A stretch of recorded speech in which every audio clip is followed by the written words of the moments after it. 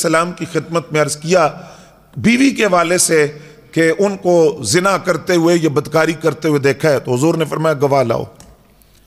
انہوں نے کہا سرکار جب میں نے دیکھا تو میں گواہ ڈھونڈنے کے لیے چلا جاتا، تو میں نے دیکھا ہے، اب میں اس وقت گواہ کہاں سے تلاش کرتا؟ حضور نے پھر فرمایا گواہ لاؤ۔ گواہ لاؤ گے تو بات ہوگی، لہذا تمہارا صرف یہ کہنا کہ تم نے بیوی کو کرتے ہوئے دیکھا ہے، اس سے وہ تہمت ثابت نہیں ہوگی جب تک گواہ نہیں لاؤ گے۔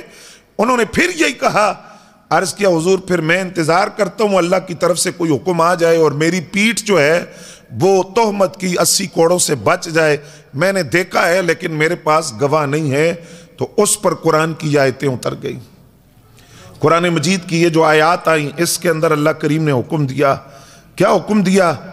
فرمایا وَالَّذِينَ يَرْمُونَ أَزْوَاجَهُمْ وَلَمْ يَكُنْ لَهُمْ شُهَدَاءُ إِلَّا أَنفُسُهُمْ فَشَهَادَةُ أَحَدِهِمْ 4 شهادات بِاللَّهِ إِنَّهُ لَمِنَ الصَّادِقِينَ وَالْخَامِسَةُ اللَّعْنَةُ اللَّهِ عَلَيْهِ إِن كَانَ مِنَ الْكَاذِبِينَ۔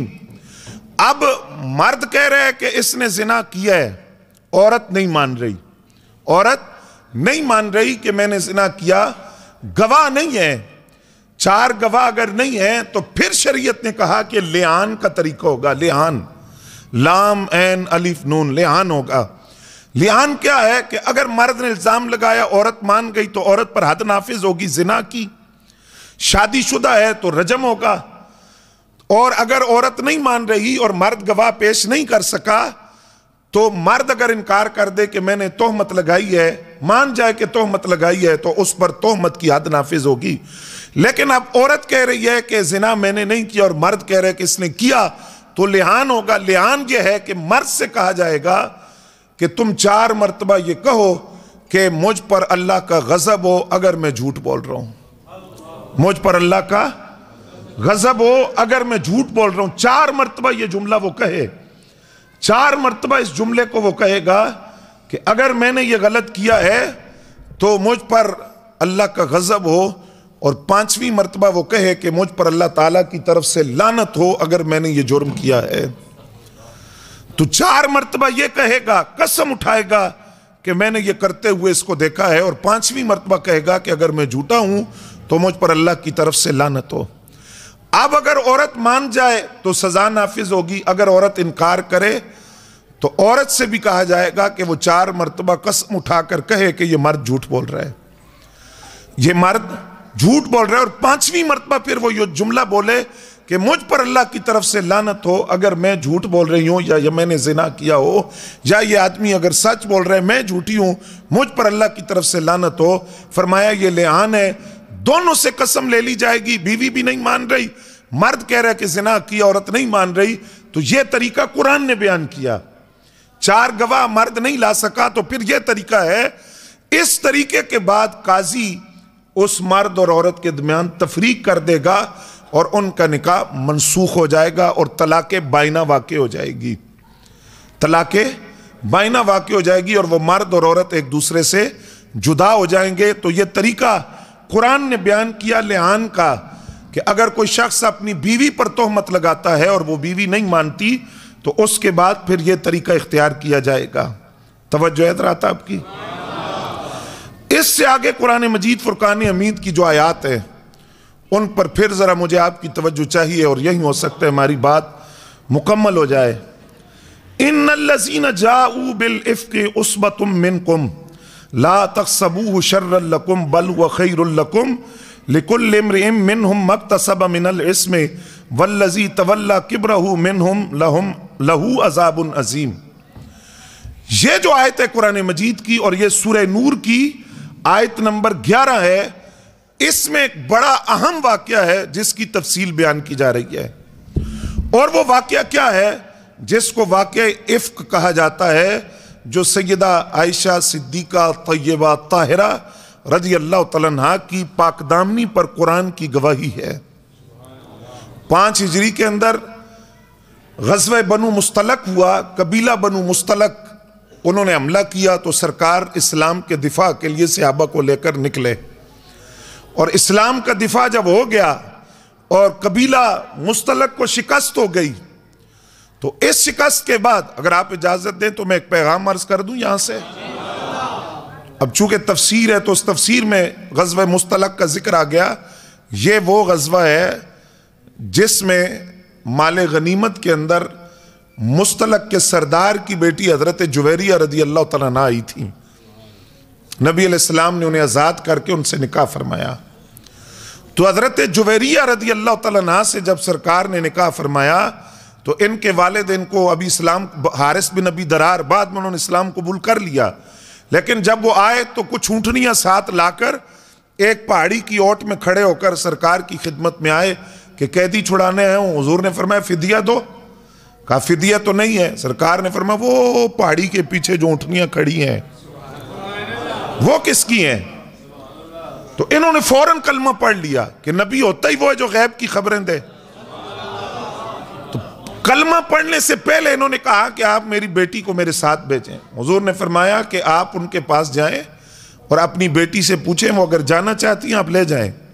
تو حضرت جویریہ جو ام المومنین ہے سرکار کے نکاح میں آئی، ان سے سگے باپ نے کہا کہ آپ ساتھ جائیں گی، سرکار کے اخلاق عالیہ دیکھیے. تو انہوں نے اپنے سگے باپ سے کہا کہ میں ایک سردار کی بیٹی ہوں، مجھے پتہ ہے کہ وہاں مالی سہولیات ہیں، آسائشیں ہیں اور مکانات ہیں، خادم ہیں، سب کچھ ہے، لیکن واللہ جو نبی علیہ السلام کی غلامی کا اعزاز ہے اسے میں نہیں چھوڑ سکتی.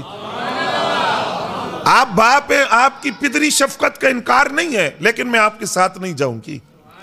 تو یہ نبی علیہ السلام کے نکاح میں آئی. جو پیغام میں آپ کو سمجھانا چاہتا ہوں وہ ذرا آپ سمجھیں گے کہ جب ان کا نکاح ہو گیا، ان کے قبیلے کے 1600 افراد قیدی تھے بنو مستلق کے. صحابہ کرام کو خبر پہنچی، ان قیدیوں نے بھی کلمہ نہیں پڑھا، بعد میں وہ اسلام لائے. صحابہ کرام کو خبر ہوئی کہ یہ جو قیدی ہے ہمارے پاس یہ مستلق خاندان کے قیدی. تو حضرت جویریہ رضی اللہ تعالیٰ عنہ سے سرکار نے نکاح فرما لیا ہے. تو صحابہ کرام نے ان 1600 قیدیوں کو یہ کہہ کر چھوڑ دیا کہ تم ہمارے نبی کے سسرالی ہو، تمہارا احترام ہم پر لازم ہے، جاؤ تمہیں آزاد کیا. اب تمہاری حیثیت بدل گئی، تم نبی علیہ السلام کے سسرالی رشتہ دار ہو، اب تمہاری وہ حیثیت نہیں رہی، لہٰذا ہم نے تمہیں آزاد کر دیا، سسرال کا احترام ہم پر لازم ہے. ابھی کلمہ بھی نہیں پڑھا. میں رک کر آپ سے سوال کرنا چاہتا ہوں کہ وہ دور کے رشتہ دار ہیں، ابھی وہ اسلام بھی نہیں لائے، ان کا اتنا احترام ہے، تو حضرت امیر معاویہ جن کی سگی بہن سرکار کے نکاح میں ہے، توجہ ہے حضرات آپ کی، سگی بہن سرکار کے نکاح میں ہے حضرت ام حبیبہ رضی اللہ تعالیٰ عنہ. وہ سگی بہن ہے حضرت امیر معاویہ رضی اللہ تعالیٰ عنہ کی، اور پھر صحابیت کا اعزاز بھی ہے، کاتب وحی بھی ہے، اور نگاہ عمر نے شام کی امارت کے لیے جسے منتخب کیا وہ حضرت سیدنا امیر معاویہ رضی اللہ تعالیٰ عنہ. تو یہ قبیلہ مستلق وہ قبیلہ ہے جو حضرت جویریہ رضی اللہ تعالیٰ عنہ کا قبیلہ ہے، جو سرکار کی زوجہ ہیں، ام المومنین ہیں. اس قبیلے کو سرکار نے شکست دی. 5 ہجری کے اندر واپسی یہ قافلہ جب مدینہ منورہ آ رہا تھا تو ایک مقام پر یہ قافلہ ٹھہرا، پڑاؤ ڈالا، سٹے کیا، قیام کیا. جب یہ قافلہ وہاں ٹھہرا تو سیدہ عائشہ صدیقہ رضی اللہ تعالیٰ عنہ کسی ضرورت کے لیے ایک سائٹ پر تشریف لے گئی. آپ کا ہار ٹوٹ گیا. یہ واقعہ افک ہے جس کا ذکر قرآن سورہ نور کی آیت 11 کے اندر، جو آیت ابھی آپ کے سامنے میں نے پڑھی. ہار ٹوٹ گیا آپ کا. تو وہ جو بکھرا ہوا ہار تھا اس کو آپ تلاش کرنے میں مصروف ہوئی. ادھر قافلے والوں نے آپ کا جو کجاوا تھا، جو ڈولی نما سواری پہ رکھا جاتا تھا، اس کو اونٹ پر کس کر یہ خیال کیا کہ آپ اس کے اندر موجود ہیں. تو وہ سواری چل پڑی، قافلہ چل پڑا. سیدہ عائشہ صدیقہ رضی اللہ تعالیٰ عنہ جب اس کونے سے واپس آئی اپنی ضرورت پوری کرنے کے بعد، آپ نے دیکھا کہ قافلہ روانہ ہو چکا ہے. تو آپ وہاں بیٹھ گئیں. یہ جو مجاہدین کے لشکر چلتے تھے، ان میں ایک صحابی کی ڈیوٹی ہوتی تھی کہ وہ تاخیر سے آتے تھے تاکہ اگر کسی کا کوئی سامان پیچھے رہ گیا تو وہ لے آئے. وہ صحابی حضرت صفوان رضی اللہ تعالیٰ عنہ وہ پیچھے موجود تھے. انہوں نے سیدہ عائشہ پاک رضی اللہ تعالیٰ عنہ کو دیکھا تو ان سے پوچھا کہ آپ یہاں کیسے؟ اور انہوں نے بلند آواز سے کہا انا للہ و انا الیہ راجعون۔ خاتون عام خاتون نہیں تھی، سرکار کی محبوب زوجہ، محبوب رب کائنات، حبیب رب کائنات، جن کو سرکار پیار سے حمیرہ کہہ کر بلاتے تھے۔ اور ان کے بہت سارے اعزازات ہیں، ان میں سے ایک اعزاز یہ بھی ہے کہ آج 70,000 فرشتے صبح اور 70,000 فرشتے شام جہاں درود و سلام کا نذرانہ پیش کرتے ہیں وہ حجرہ سیدہ عائشہ پاک کا ہے، جو آج ہمارے دل و نگاہ کا قرار ہے، اور جہاں جا کر سینوں میں ٹھنڈ پڑتی ہے، جہاں حضور آج آرام فرما ہے، وہ حجرہ سیدہ عائشہ پاک کا۔ تو وہ حضرت صفوان نے جب دیکھا حضرت سیدہ عائشہ پاک کو، تو انہوں نے آپ اس خیال سے بیٹھ گئیں کہ جب وہ دیکھیں گے میں اس محمل کے اندر یا ڈولی کے اندر موجود نہیں تو واپس آئیں گے۔ انہوں نے جب دیکھا تو انہوں نے استرجاع انا للہ و انا الیہ راجعون پڑھا۔ سیدہ عائشہ پاک نے پردہ کیا، حضرت صفوان نے اپنی اونٹنی کو بٹھایا تو آپ اس پر سوار ہوئیں اور لشکر میں پہنچ گئیں۔ یہ اتنا واقعہ ہے، اتنا۔ اس میں اب جو عبداللہ ابن ابی تھا، رئیس المنافقین، منافقین کا سردار، اس نے اس بات کو الزام بنا کر سیدہ عائشہ پاک کی پاک دامنی پر الزام لگایا۔ آگے میں لفظ نہیں بولتا، پاک دامنی پر الزام لگا دیا۔ اور بہت سے بعض مسلمان ایسے بھی تھے جو اس فریب میں آگئے، زبان سے تو الزام نہیں لگایا لیکن موافقت کی اس کی۔ تو اب ان کی زبان سے بھی کوئی کلمہ ایسا جاری نہیں ہوا، لیکن عبداللہ ابن ابی نے جو بات کی اس کو انہوں نے رد نہیں کیا، انکار نہیں کیا، موافقت کی۔ اس دوران حضرت ام المومنین سیدہ عائشہ پاک بیمار ہو گئیں۔ آپ تک یہ بات نہیں پہنچی تھی، آپ بیمار ہو گئیں، 1 مہینہ آپ بیمار رہیں، اور تھی بھی حضرت سیدنا صدیق اکبر رضی اللہ تعالیٰ عنہ کے گھر میں موجود تھی۔ آپ جب بیمار ہوئیں اس بات کی خبر نہیں تھی۔ حضرت ام مستخ حضرت سیدنا صدیق اکبر رضی اللہ تعالیٰ عنہ کی خالہ ہیں، انہوں نے سیدہ عائشہ پاک سے ذکر کیا کہ آپ کے والے سے یہ باتیں ہو رہی ہیں۔ اب آپ سمجھ سکتے ہیں کہ کیا کیفیت تھی سیدہ عائشہ پاک کی۔ آپ بیمار ہو گئیں، صدمہ اور بڑھ گیا، تو صبح و شام آپ روتی تھی جب یہ الزام آپ نے سنا، اور نیند نہیں آتی تھی آپ کو۔ نبی علیہ السلام نے اس موقع پر کوئی لفظ اپنی زبان سے ارشاد نہیں فرمایا۔ اس پر بعد علم کا حیضہ جن لوگوں کو ہے وہ آج کہتے ہیں کہ سرکار کو پتہ ہی نہیں تھا۔ نہیں، سرکار کو پتہ تھا، نبی علیہ السلام جانتے تھے، لیکن حضور اس لیے نہیں بولے کہ میں اگر بولا تو پھر رب کی طرف سے وحی نہیں آئے گی۔ 16 آیتیں سیدہ عائشہ پاک کی پاک دامنی میں اتری ہیں۔ کتنی؟ 16 آیتیں۔ اور اس لیے بھی حضور نہیں بولے کہ اپنے گھر کا معاملہ تھا، تو اس لیے نہیں بولے کہ گھر کا معاملہ ہے، رب کریم خود فیصلہ فرمائے گا، اور جن لوگوں نے پاک دامنی پر الزام لگایا ان کے ساتھ کیا ہوگا یہ اللہ فیصلہ فرمائے گا۔ 16 آیتیں اتری۔ جب یہ وحی اتری، آقا کریم صلی اللہ علیہ وسلم نے حضرت عائشہ صدیقہ رضی اللہ تعالیٰ عنہ کے لیے منبر پر حضور نے تشریف فرما ہو کر کلمات خیر فرمائے، اور نبی علیہ السلام نے فرمایا کہ میں اپنے اہل کے متعلق خیر کے سوا کچھ نہیں جانتا۔ اللہ نے جو عورتیں میرے نکاح میں دیں وہ ساری پاکیزہ ہیں، اور وہ اللہ کا انتخاب ہے، اور ان کی پاکی کا اعلان قرآن میں کیا کہ اللہ نے ناپاکی کو، رزق کو، نقص کو، کمی کو اہل بیت اطہار سے دور کر دیا ہے۔ اب جب یہ آیتیں اتر گئیں اور سیدہ عائشہ پاک کی جو پاک دامنی تھی اس پر اللہ کی طرف سے گواہی آ گئی، توجہ فرمائیں گے آپ؟ معیار ایمان کیا ہے؟ معیار ایمان کیا ہے؟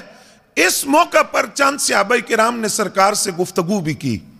ظاہری بات ہے کہ سرکار بھی بظاہر پریشان تھے، حالانکہ حضور حقیقت جانتے تھے، اور سیدہ عائشہ پاک نے بھی اس موقع پر کوئی کلام نہیں کیا، اور نہ نبی علیہ السلام نے ان کی صفائی میں کوئی بات کی، اس لیے کہ رب نے خود 16 آیتیں قرآن کی ان کی پاک دامنی میں اتاری۔ سب سے پہلے حضرت فاروق اعظم رضی اللہ تعالیٰ عنہ آئے، انہوں نے عرض کیا حضور یہ منافقین جھوٹ بولتے ہیں، یہ جھوٹ بول رہے ہیں، ام المومنین سیدہ عائشہ پاک بالکل پاک ہے، اللہ نے آپ کے جسم پر مکھی کو بیٹھنے کی اجازت نہیں دی۔ آپ کے وجود اطہر کو اللہ نے مکھی کے بیٹھنے سے محفوظ رکھا کہ وہ نجاستوں پر بیٹھتی ہے، تو یہ کیسے ہو سکتا ہے کہ ایک عورت کا کردار ٹھیک نہ ہو اور وہ آپ کے نکاح میں ہو جائے؟ رب تو یہ بھی گوارا نہیں کرتا کہ مکھی اس کے محبوب کے وجود پر بیٹھے، وہ اتنا طیب وجود ہے۔ تو جو عورتیں آپ کے نکاح میں آئی ہیں وہ بھی پاکیزہ کردار والی عورتیں ہیں۔ اس کے بعد حضرت سیدنا عثمان غنی رضی اللہ تعالیٰ عنہ آئے، آپ نے بھی نبی علیہ السلام کے سامنے گفتگو کی۔ لفظ سنو گے؟ معیار ایمان کیا ہے؟ اللہ تعالیٰ نے عرض کیا یا رسول اللہ صلی اللہ علیہ وسلم، اللہ نے آپ کا سایہ زمین پر نہیں پڑنے دیا کہ کہیں کسی کا پاؤں نبی علیہ السلام کے سائے پر نہ جائے، آپ کا سایہ زمین پر نہیں پڑنے دیا کہ کسی کا قدم نہ جائے۔ تو جو رب اپنے محبوب کے سائے کی اتنی حفاظت کرتا ہے، وہ رب اپنے محبوب کے خاندان کی کتنی حفاظت فرماتا ہوگا۔